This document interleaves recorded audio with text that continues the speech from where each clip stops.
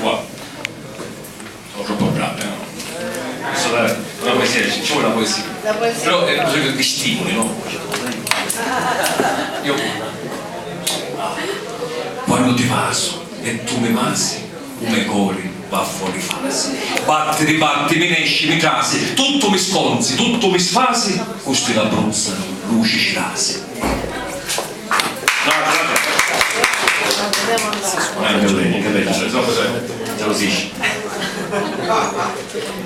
ti scingio, ti passo, t'alliscio, t'abbraccio e forte forte ti insacquario. Ah, che docizia, ma quando ti passo, se prima tutto non m'arrechio e metti tutta di sfotolio.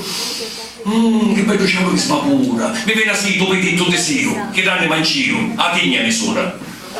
L'occhio toio, che te più seduci, me li sugassi come babbaluci. E tu la bruzza, luci cirasi, me le mangiassi a forza di vasi. No, grazie.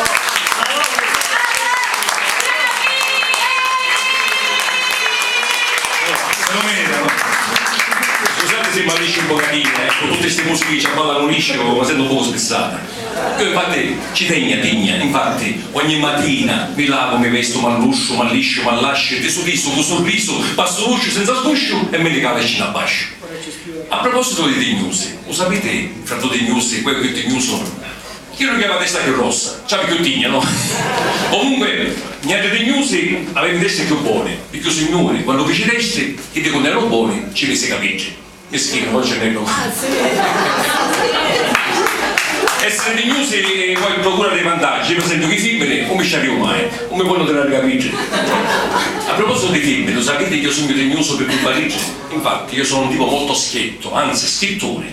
Dal matrimonio me lo sono sempre cavata per un pelo. E un pelo oggi, un pelo domani, un pelo riccardo, un pelo ritrà e adesso stai usadini a casa.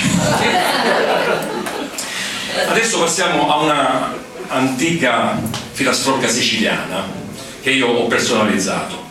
Un re befè, che parla naturalmente di un mio amo Tignuso come me. Un re befè.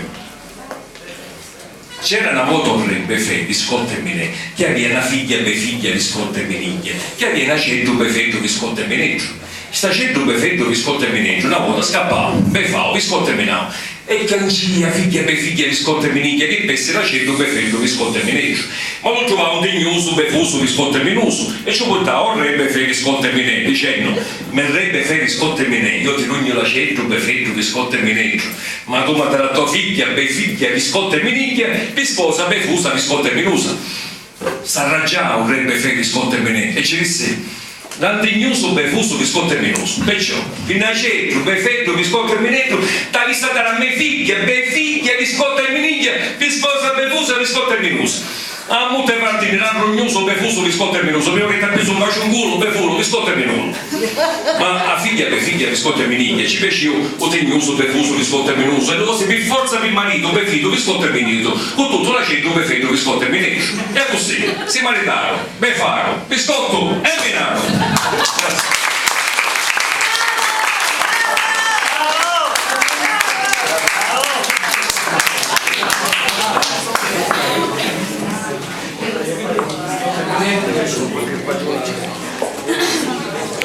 Zitto.